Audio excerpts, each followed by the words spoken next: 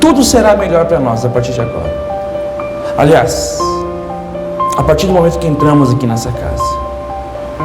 Mas até então, Senhor, foi de nós para Ti. Agora é do Senhor para nós. Fale conosco, por favor. Em nome de Jesus. Como é a última carta, e Deus me deu uma direção para nós pregarmos todo o Novo Testamento, versículo a versículo. Estamos expondo Colossenses versículo a versículo, e nós aprendemos que essa carta é uma carta muito especial.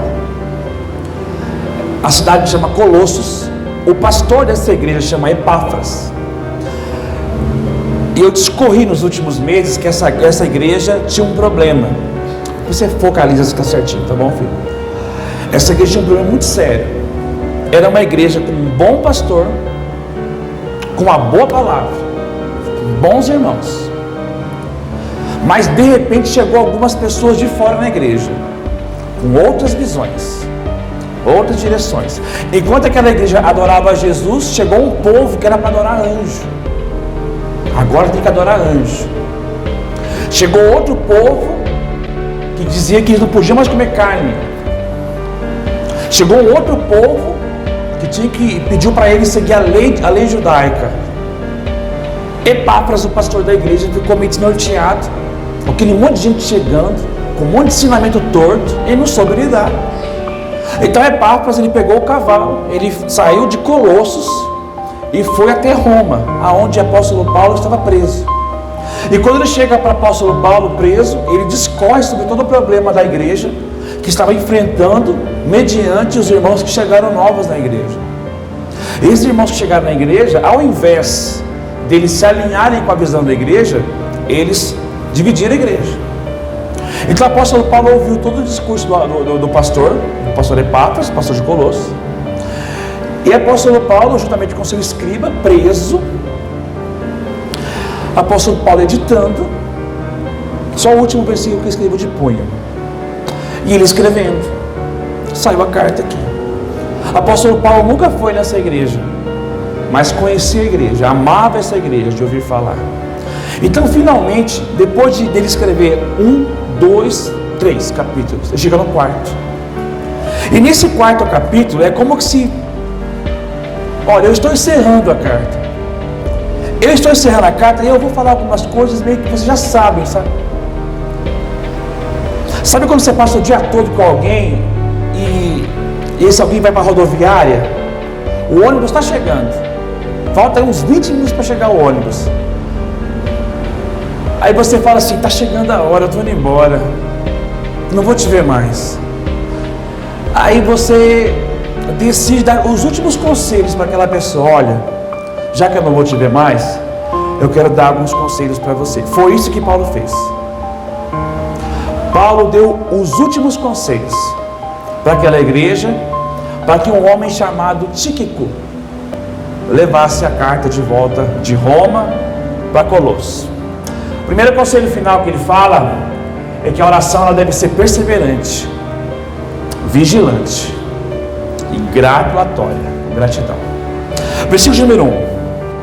Ele vai dizer assim, primeira coisa que ele fala: perseverai na oração. É a primeira coisa que o apóstolo Paulo vai olhar e vai dizer para todo aquele povo ali: olha, eu desejo que vocês perseverem. A igreja, ela não pode deixar de orar, porque o fogo do altar pode apagar. E por que ele coloca a palavra persevera? Porque Paulo sabe que o ser humano, ele tem uma dificuldade de continuar alguma coisa com Deus, ele para. As pessoas param de orar. As pessoas passam semanas sem orar, dias sem orar, meses sem orar, uma estação sem orar. Então ele fala: eu vou dar um conselho final que eu sei que você já sabe. Então eu quero pedir para você que, olha, quando você ora no altar, o incenso sobe a Deus. Se essa fumaça, se essa oração parar de subir a Deus, vocês vão sofrer. Então eu estou pedindo para você nesse conselho que você tem que perseverar, você não pode parar. Porque as 4 características de uma oração: do altar, ela ilumina, aquece, purifica e alastra. Epáfras, fala para aquela igreja, que aquela igreja vai passar por um momento onde eles vão acordar e eles não vão querer orar. E pode ser que no dia seguinte eles também não vão orar. Eu quero que vocês lembrem eles sobre isso. Persevere em oração. Aí depois que ele fala sobre a questão da perseverança, ele vai usar a palavra vigiar. Vigia. A vigilância é o contrário de um espírito sonolento. Provavelmente ele vai lembrar de Pedro. Você lembra, papas, que o nosso apóstolo Pedro, ele dormiu lá no Getsemane, enquanto era para ele orar, para aqueles 3 discípulos, João, Pedro e Tiago, era para orar, eles dormiram? Eu me lembro. Você viu o que aconteceu com Pedro quando ele dormiu? Ele usou a arma errada, na luta errada, e ele obteve um resultado errado. Porque Pedro não vigiou, ele seguiu a Jesus de longe, negou a Jesus e praguejou as pessoas ainda. Você lembra disso, Epáfras? Eu lembro, sabe por quê? Porque ele estava orando, estava dormindo. Então fala para a tua igreja, aquela igreja abençoada, que eles não podem parar de vigiar. Eles têm que perseverar em oração, vigiando. Porque o diabo lutará para nos afastar da oração, para nos empurrar para uma rotina de oração. O inimigo vai fazer com que a oração fique uma coisa sem graça, fica uma coisa assim dificultosa. O teu povo vai perder o desejo de orar, eles vão cansar, o joelho vai doer, vai faltar palavra, eles vão parar de orar. Porque vai vir uma luta tão grande sobre eles, que eles vão querer outras coisas. Eles vão querer gastar o tempo dele com outras coisas. Então fala para eles usar dessas 2 palavras. Fala para eles perseverar, para eles vigiar. E tudo isso, se eles conseguirem perseverar e vigiar, eles vão fazer isso com ações de graças. Eles vão fazer isso com muita gratidão no coração. Porque quem ora sempre encontra motivos para agradecer. Sempre. Então depois que ele fala sobre isso, ele vai lembrar que nós devemos orar como igreja, sem cessar. Disse-lhe Jesus uma parábola sobre o dever de orar sempre e nunca esmorecer. Todos eles perseveravam unânimes em oração. Esse é o conselho final que o apóstolo Paulo dá para aquele homem: tua igreja vai parar de orar. E no dia que você estiver pregando essa mensagem, Epáfras, muito daquele povo que ali está, você vai pegar um monte de gente que não está orando. Você já passou por momentos que você deixou de orar? Semana, dia, desgastou? Foi por isso que ele falou. E ore para Deus te usar. Ele vai dizer assim: ao mesmo tempo, orem também por nós, para que Deus abra uma porta para a nossa mensagem, a fim de que possamos proclamar o mistério de Cristo, pelo qual eu estou preso. Primeira coisa que ele vai falar aqui, irmãos: orem para Deus te usar. Qual que é o modelo de oração de um homem preso? O que você acha que um homem preso está pedindo em orações? O que você acha que um homem preso em Roma, com algemas nos pés, qual era o pedido de um homem preso? Normalmente você poderia esperar uma oração assim: Senhor, me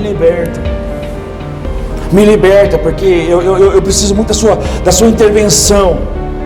Eu preciso que o Senhor me ajude no julgamento que eu vou ter. Eu preciso ser livre daqui.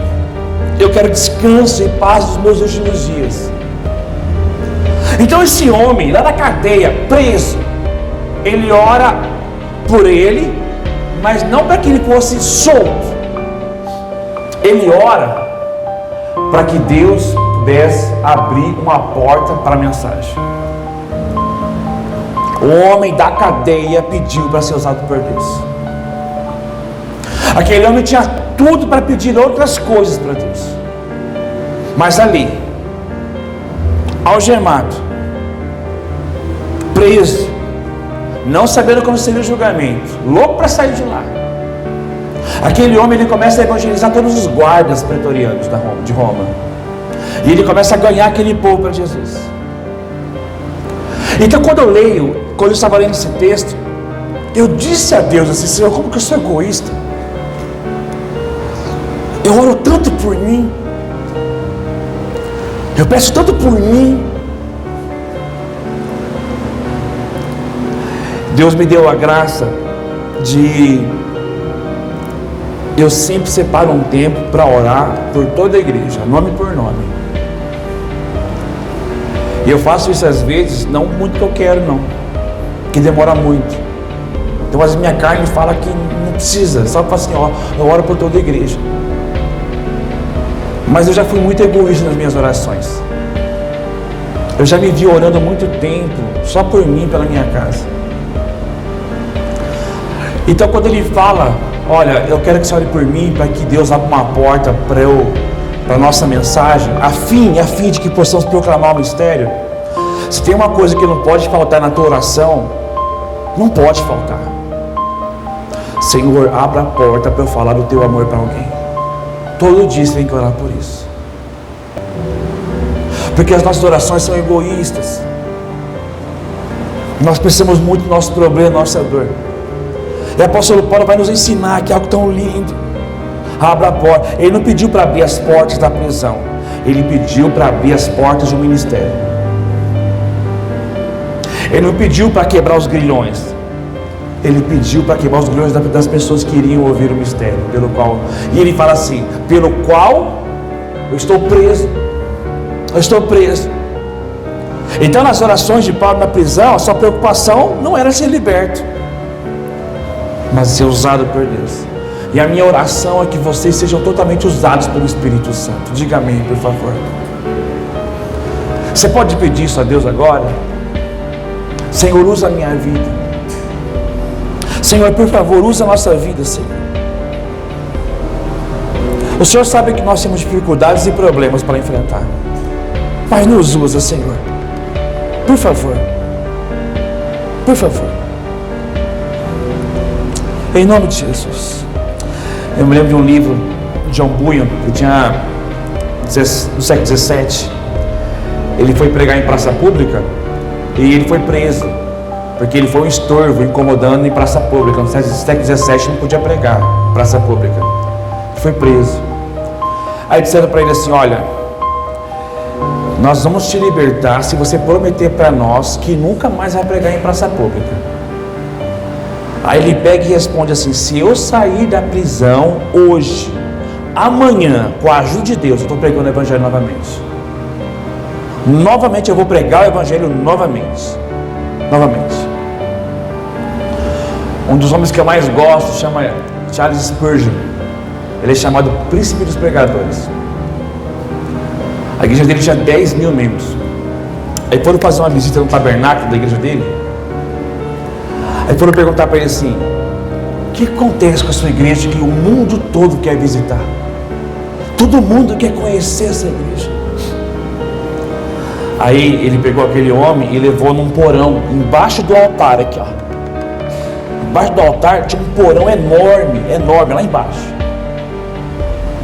Aí eles estavam cantando um hino antes da pregação, levou lá, ele viu centenas de pessoas orando. Centenas orando. Aí ele falou assim: aqui está o poder dessa igreja. O povo vem orar.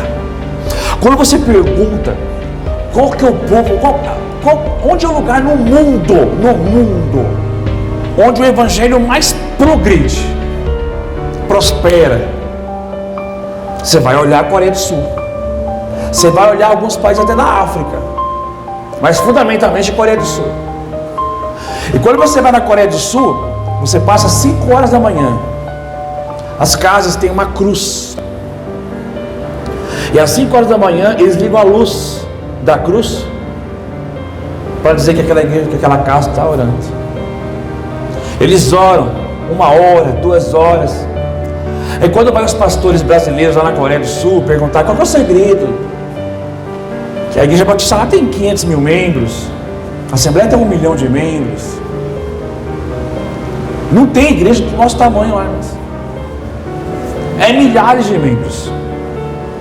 Aí quando eles perguntam, os pastores brasileiros perguntam para os coreanos, os coreanos olham para eles com um riso: vocês são muito preguiçosos, vocês não oram. A igreja brasileira não ora. Não ora. Eu não me lembro agora de um pastor americano que ele falou assim: ó, eu não aguento mais ouvir as pregações dos pastores brasileiros. A igreja brasileira não ora. Não ora. A igreja brasileira tem entretenimento. Tem que ter entretenimento para manter o povo lá. O povo, para ir para a igreja, tem que entreter eles. Quando nós olhamos, quando a vida do Espírito Santo, antes do Espírito Santo vir, a igreja estava unânime, 120 pessoas orando.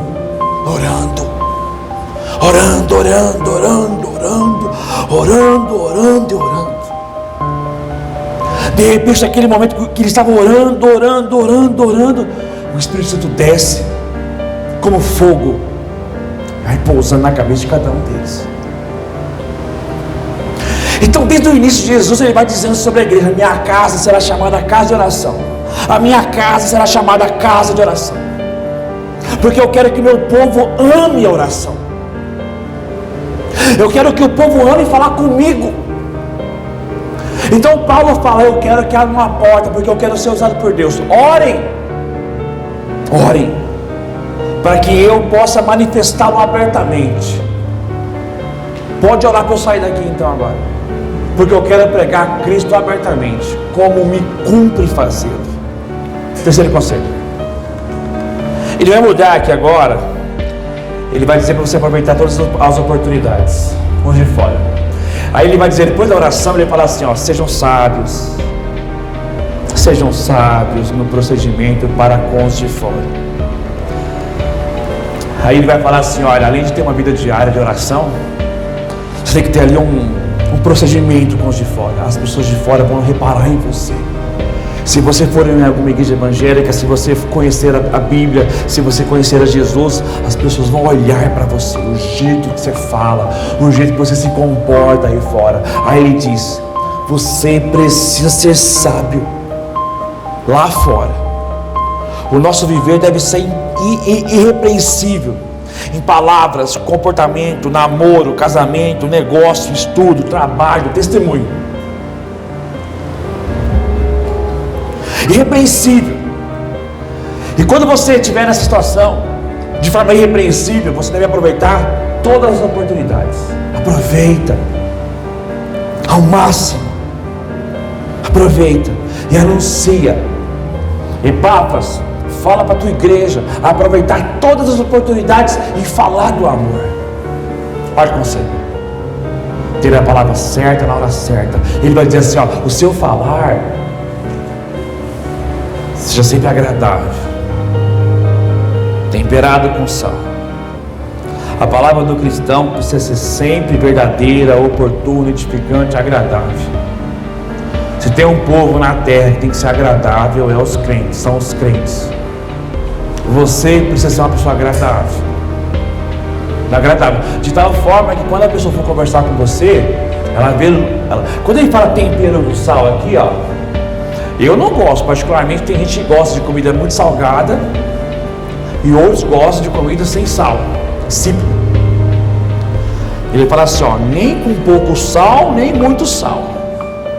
A palavra tem que ser temperada, para que você saiba responder a cada um. Porque não basta ganhar uma discussão, nós precisamos ganhar pessoas para Jesus. E você vai ganhar almas para Jesus. Diga amém, por favor, em nome de Jesus. Agora, irmãos, quando ele dá todos os argumentos aqui, ele para. Agora ele vai começar as saudações finais. Ele vai fazer menção de homens que talvez você nunca ouviu falar. Primeiro é Tíquico. Tíquico é o cristão que serviu os outros. Ele vai falar assim: ó, Tíquico lhes informará todas as coisas a meu respeito. Ele é meu irmão amado, ministro fiel, cooperador no serviço do Senhor. Agora ele vai enrolar um monte de homens que andaram com ele. Primeiro ele vai dizer, um homem chamado Tíquico, vai levar a carta que eu estou escrevendo aqui para vocês. Ele tem 4 características. Número 1, ele é o irmão amado. Você é o irmão amado, diga amém. Você é o irmão amado também. Ministro fiel, cooperador no serviço do Senhor. Você é um cooperador no serviço do Senhor, diga amém, por favor. Eu envio a vocês, precisamente, com o propósito de que saibam de tudo o que se passa conosco. Para quê? Para Ele fortalecer os seus corações. Então existe tipo de crente na igreja, é igual o Tíquico. Tem gente que nasce para servir as pessoas. Os Tíquicos da igreja é gente que nasce para servir. Ele não vem nem no altar aqui, mas nos bastidores ele serve pessoas. É o Tíquico. Ele nasceu para servir. E para que saibais também a meu respeito, e o que faço de tudo vos informará. Tíquico, o irmão amado e fiel amigo do Senhor. Isso aqui está em Efésios. O nome dele é citado mais uma vez. Irmão amado. Agora ele vai sair do Tíquico, ele vai entrar em Onésimo. Tíquico serviu os outros. Agora Onésimo, ele era um escravo.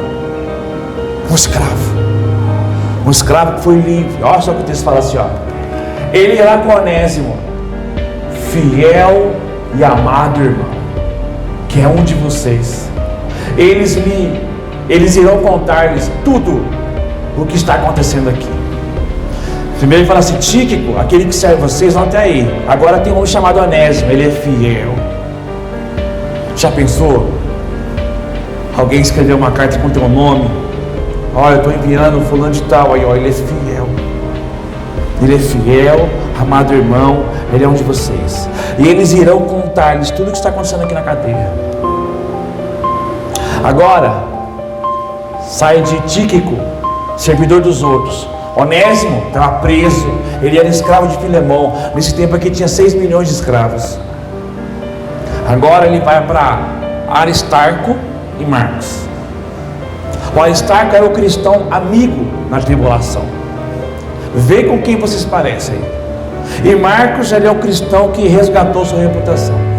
Veja, Aristarco, meu companheiro de prisão, envia-lhe saudações, bem como Marcos, primo de Barnabé.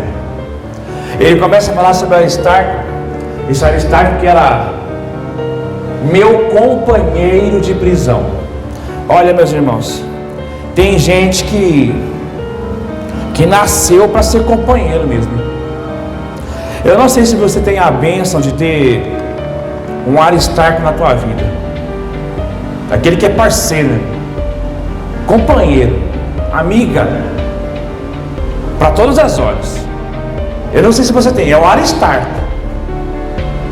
O Aristarco acompanhou o apóstolo Paulo em todas as viagens missionárias e acompanhou ele na cadeia.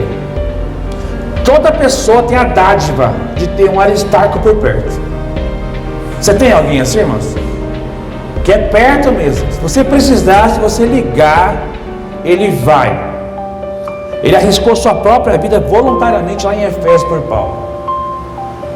Sempre Deus levantará amigos para estar perto de você. Amigos, é o Aristarco. E ele faz questão de dizer assim, ó, meu companheiro de prisão. Eu estou mal, ele está comigo também. Eu estou numa fase ruim e ele está comigo aqui, ó, Aristarco. Porque sempre existirá cristão amigo na tribulação. Aqueles momentos que você está mal, teu telefone toca, é um Aristarco, ou uma Aristarca. Como é que você está? Você está bem? Eu estou te ligando porque eu fiquei preocupado com você. Como é que você está? Aí ele fala assim, e Marcos, primo de Barnabé, vocês receberam instruções a respeito de Marcos. E se ele for visitá-los, recebam-no. Por que isso aí? Se ele for visitar, recebe. Por quê? Porque o apóstolo Paulo teve uma briga com Barnabé. Isso aqui, ó, por causa de Marcos. O que Marcos fez? Marcos abandonou a viagem. Apóstolo Paulo e Barnabé estavam indo para a missão. Aí eles brigaram, porque Marcos não quis ir. Aí o Marcos pegou e falou assim: quer saber de uma coisa? Eu não vou mais. Não vou mais. Não quero mais brincar. Aí aqui, apóstolo Paulo vai fazer uma recomendação de Marcos, meus irmãos. Esse Marcos escreveu o Evangelho de Marcos. Ele fala assim lá em Timóteo 4: e Marcos chama Marcos, porque ele ainda é útil para o meu ministério. Por isso que tem cristão que resgata a reputação, irmãos. Tem muito cristão que começa mal, dá mau testemunho, dá trabalho, mas depois dá a volta por cima. É o Marcos. Paulo se recusou a viajar com ele lá em Roma, e ele pega e fala: Marcos, ele é um monumento vivo de alguém que superou suas fraquezas. Marcos, ele resgatou sua reputação. Ele começou mal. Marcos começou a vida com o Senhor mal, mas no final ele foi bem. Você pode ter começado mal, ou você pode até estar mal aqui agora, mas como Marcos, Deus resgata de novo a sua reputação e você volta a ficar bem de novo. Tem um homem chamado Jesus. O nome Jesus era um nome muito comum na época. Jesus o justo. Esse aqui é o cristão que é fonte de ânimo na vida dos outros. Jesus, chamado justo, também envia saudações. Estes são os únicos da circuncisão, ou seja, os únicos judeus, tá? Que são meus cooperadores em favor do reino de Deus. Olha aqui, ó. Eles têm sido uma fonte de ânimo para mim. A minha oração é que você seja um bálsamo na vida das pessoas.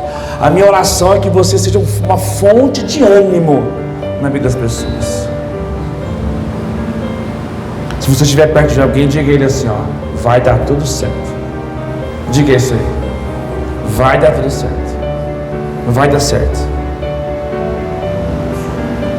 Esse Jesus o justo, ele foi um cristão que ele deixou as fileiras do judaísmo, deixou de ser judeu, abraçou o cristianismo e falou assim: ó, eu sou uma fonte. Quem tiver mal perto de mim, eu dou ânimo. Foi um cooperador de Paulo, um judeu convertido. Meu Deus do céu. Esse homem aliviava tensões dos outros. Eu não sei se você já teve essa experiência de você pegar alguém mal, chateado, e você aliviar a tensão dele com a tua presença, com a palavra doce do céu. Deus chamou você para aliviar a tensão dos outros também. Diga amém, por favor, irmãos. Chegou o homem, Epáfras, que é o cristão que orava e agia, é o pastor da igreja. Olha o que ele fala: Epáfras, que é um de vocês, servos de Cristo Jesus, envia saudações. Ele está sempre batalhando por vocês em oração, para que, como pessoas maduras e plenamente convictas, continuem firmes em toda a vontade de Deus. Esse Epáfras, ele era um homem que orava por todo mundo, batalhava por todo mundo. E qual que era o intento de Epáfras? Fazer com que as pessoas chegassem à maturidade. Olha aqui, ó, para que, como pessoas maduras e plenamente convictas, continuassem firmes.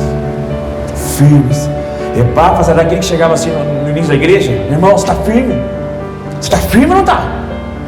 Chegava no final do culto: firme, irmão, fica firme, hein? Fica firme, você está bem? Fica firme, esse homem. E Paulo fala assim: dele dou testemunho de que se esforça muito por vocês e pelo que estão em Laodiceia e Herápolis. Ele se esforça muito. Tem toda a igreja,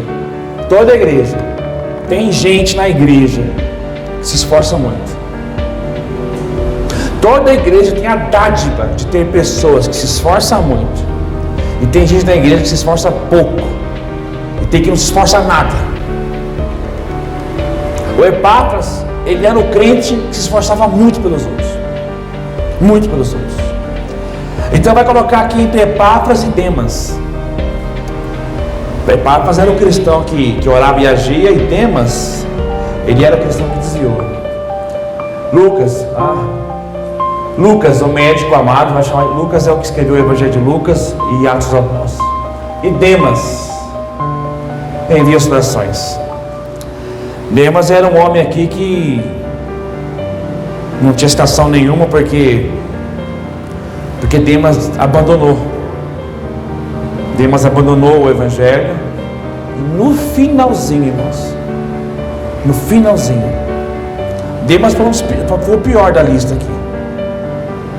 Demas é o único que não tem nada para falar dele. Demas está mandando um tchau para vocês aí, um alô, só isso. Lucas é o médico amado. Demas falou nada. Demas está aqui, está mandando um abraço para vocês. Porque Demas teve um péssimo testemunho. Demas abandonou o Evangelho, desviou, desfocou, ficou mal, abandonou. Mas tem algo bom, irmãos. No finalzinho, ele voltou. Pelo menos ele enviou uma saudação. Ele voltou. Demas voltou. Graças a Deus por isso. Ele é mencionado 3 vezes por Paulo. E Demas voltou. Lucas, que é o médico amado que acompanhava.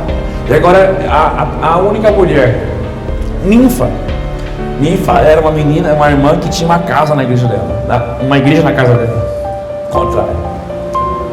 Saúdem os irmãos de Laodiceia, bem como Ninfa, a igreja que se reúne em sua casa. Ninfa era uma mulher diferenciada, porque Ninfa, ela falou assim: olha, eu vou servir vocês, mas eu vou fazer mais do que os outros estão fazendo aí. Eu vou dar minha casa para vocês.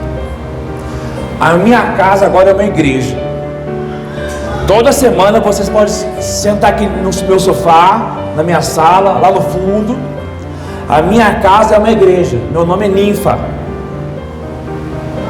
E essa igreja fica perto de Laodiceia. Laodiceia é a pior igreja do mundo.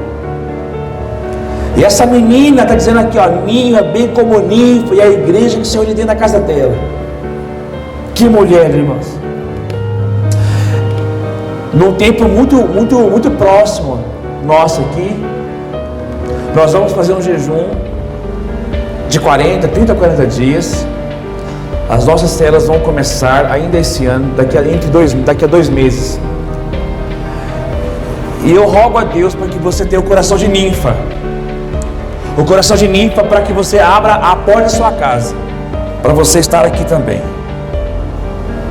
Estou sem pilha aqui, vou caminhar para o final. Depois que essa carta for lida entre vocês, façam que também seja lida na igreja dos Laodicenses, e que vocês vocês igualmente leiam a carta de Laodiceia. Arquipo é o cristão que precisava de encorajamento. Diga ao Arquipo. Aqui não falou bem de Arquipo, aqui falou um conselho para Arquipo. Olha, Arquipo, cuide em cumprir o ministério que você recebeu do Senhor. Você percebe que não tem nenhum elogio aqui agora. Tem nenhum elogio.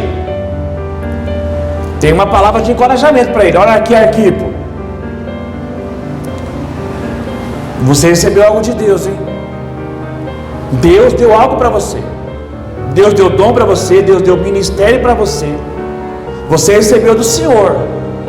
Então, cuida disso.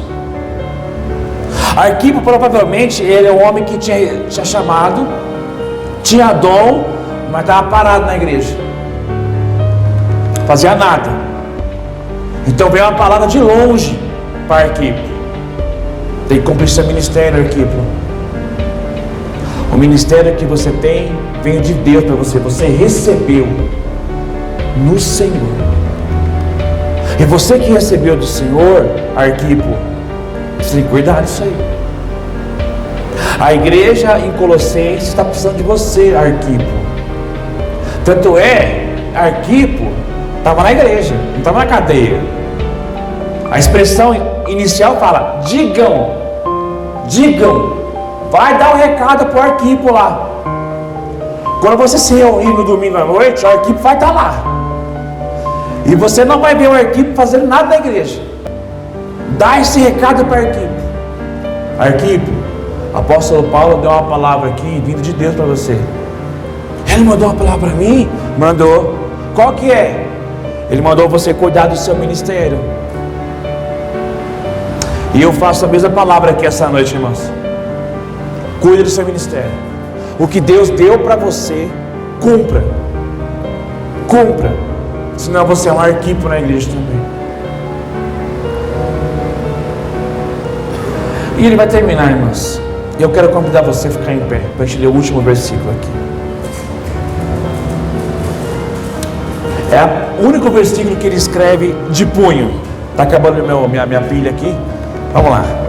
1, 2, 3 e eu, Paulo, mais uma vez. 1, 2, 3 e eu, Paulo, escrevo esta saudação de próprio punho. Lembre-se das minhas algemas. A graça seja com vocês. Amém, igreja? Apóstolo Paulo vai terminar. Eu, Paulo. Ele tinha alguém que o escriba escrevia para ele. Ele falou assim: dá um pincel aqui. Ele pegou, escreveu: eu, Paulo, escreva a saudação de próprio punho. Lembra que eu estou preso, tá bom? Lembra das minhas algemas. Eu estou preso. Ponto. Aí ele vai escrever: a graça seja com vocês. É assim que eu termino o estudo de Colossenses. Que a graça seja com vocês. A graça seja com vocês. Assim como o Salmo 23 vai dizer que a bondade, certamente que a bondade e a misericórdia vai te acompanhará todos os dias da sua vida, e habitarei na casa do Senhor por longos dias. Assim como a bondade e a misericórdia vai atrás de você quando você for para casa agora, assim também a graça também é com vocês. Tudo que vocês não merecem, a graça é com vocês. Tudo que você vai ganhar que você não merece ganhar, a graça é com você. Tudo de bom, tudo que vem do alto, mesmo você estando mal ou estando bem, mas venham, é porque a graça está com vocês. Pai amado e bendito, muito obrigado, Senhor. Há alguns meses eu fiquei aqui expondo Colossenses, e nós terminamos agora com muita alegria, Senhor, com muita alegria. Obrigado por ver o teu povo de novo aqui. E a graça, que é esse favor imerecido, é a suma da mensagem do Evangelho. E nessa oração final que ele faz pelos Colossenses, é essa saudação de Marte. É essa saudação que eu faço, Senhor. Que a graça acompanhe eles. Acompanhe onde eles estiverem. Essa graça acompanhe eles. Em nome de Jesus. Deixa eu ler para você aqui. Silas Alves Falcão relata um testemunho de um jovem japonês que lança luz ao tema em apreço e com o qual encerramos essa exposição. Um jovem japonês estava contemplando o sagrado monte Fuji, numa atitude de adoração fervorosa. O japonês adorando lá no monte Fuji. Um viajante cristão, que observava delicadamente, lhe perguntou por que se sentia desse modo emocionado, olhando para aquele monte, chorando em lágrimas. O jovem japonês então lhe explicou que o monte, aquele monte que estava olhando, era o símbolo do imperador. Quando ele olhava para o monte, lembrava do imperador, a quem amam mais que a própria vida. O jovem disse assim: eu amo o imperador mais que a mim mesmo, por isso estou chorando.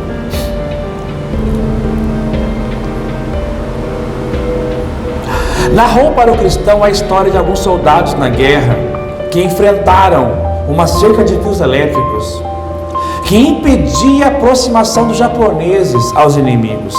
O general chamou voluntários e foi logo dizendo: esta chamada é da morte. Cada homem irá sozinho, aproximando-se da cerca, às escondidas, e cortando um dos fios, a corrente elétrica vai matar você. A tarefa exige muitos homens, porém, quando este trabalho mortífero for terminado, o exército inteiro marchará sobre os vossos corpos para vencer o inimigo e assegurar a vitória para o vosso imperador. Concluindo a narrativa com um sorriso, o japonês diz: cada homem ao alcance da voz do general se oferece para essa tarefa sacrificial. Tinha um arame elétrico, cada um tinha que cortar, e quando cortava morria. Um monte se voluntariou para a voz do general.